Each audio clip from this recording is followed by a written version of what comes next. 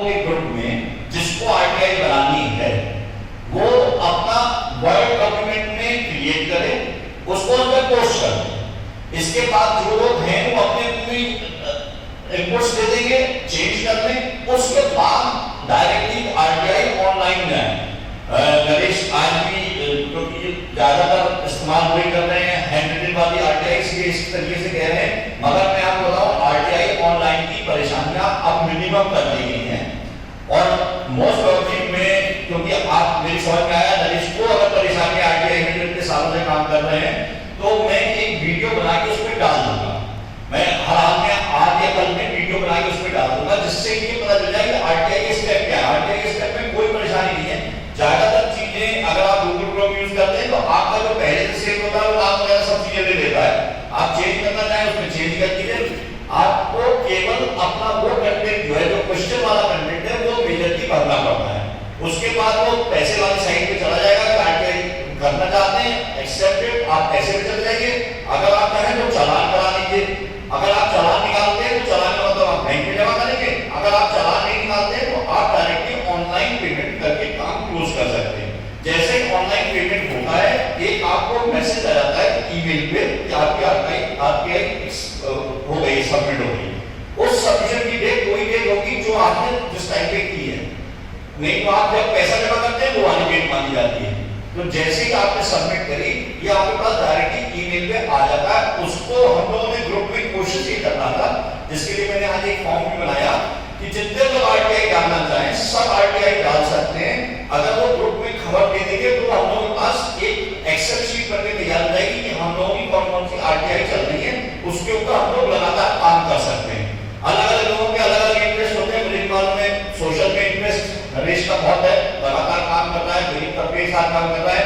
हम लोग शायद उतना काम न करने की स्थिति में हो या उतना काम करने के मन में ना हो। तो मैंने जो आंकड़ा बैठा में है मैंने कभी ये नहीं सोचा है कि सोशल एस्पेक्ट को नहीं लेंगे। Social aspect is one part of the city. अगर मैं ये कहूं कि सिटी में गरीब आदमी चाहे जितना रहता रहे, चाहे उसको जितना मारते रहो, उसके बाद तो शहर साथ रहेगा, तो ऐसा कभी नहीं हो सकता। शहर साथ रहने के लिए सोशल एस्पेक्ट को देना कंपल्सरी है।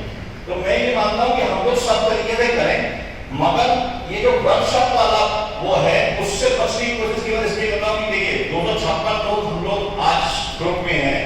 हम लोगों को ज्यादातर 10, 12, 15 लोग मिलेंगे।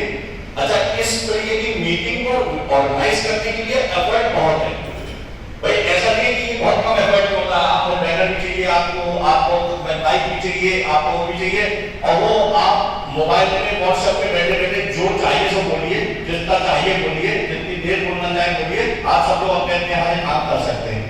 कोशिश ये करना कि इसके बाद अगर लोग आप फिजिकल मीटिंग की बात करते हैं तो हम लोग जूम पे मीटिंग करना शुरू कर दें। That will be available on online also. तो मैं किसी भी तरीके से ये नहीं चाहता कि आप लोग अपना समय किसी और काम को छोड़ के इस काम के लिए लगाएं, मगर आप शहर में केवल आंख खोल के चलना शुरू कर दीजिए। जैसे कि आपको गर्मी दिखाई पड़ती है, जैसे कि आपको ट्रैफिक जाम दिखाई पड़ता है, आपने एक फोटो खींची जनरल बाइक में डाली, आपने एक फोटो खींची और उसके लिए आरटीआई डाली, भाई इस जगह को क्या क्या चीजें हैं, अलाउड क्या क्या है और क्या नहीं है, यह हम लोगों को पता चले, जिससे कि हम लोगों की लड़ाई खुद बढ़े। अगर हम लोग सब इसलिए सोते रहे कि हमें जाना पड़ेगा मीटिंग में, तो उससे ज्यादा बुरा कुछ नहीं है। तो एक चीज तो एस्पेक्ट ये है, एटीएमसी की बात आई तो इसलिए अपने एटीएमसी को बता रहा हूँ। एटीएमसी में से उस पर भी कहा गया था एक बार, Agra development my contribution was again a group which was created with the help of government. तो उसमें हम लोगों का पार्टिसिपेशन था। जैसे commissioner was interested, that is why that group can come out. मगर उसके बाद से मैंने ये देखा कि जब नए कमिश्नर आए, हमने गुजरात वाज देयर, तो तब तक वो चला। उसके बाद से उन्होंने बड़ा के ऑर्डर देने के बावजूद मैं जब नए कमिश्नर मिला 2 घंटे बैठ के मिलिए आप, उसके बाद अरे ऐसा बहुत अच्छा काम है, करेंगे, उसके बाद सब सो जाते हैं। तो अगर हम लोगों को शासन को जगाना है तो अच्छा ये नहीं है कि हम उनके पास जाएं, हम बच्चे की तरह रोना चिल्लाना शुरू कर दें, जिससे माँ कहीं इधर काम कर रही है, चुप कराने के दूध देना है तो 2 है। तो आगरा की जनता अगर चिल्लाने लग जाएगी कि हमें ये काम चाहिए तो काम होगा। अगर हम लोग इनके आसपास घूमने का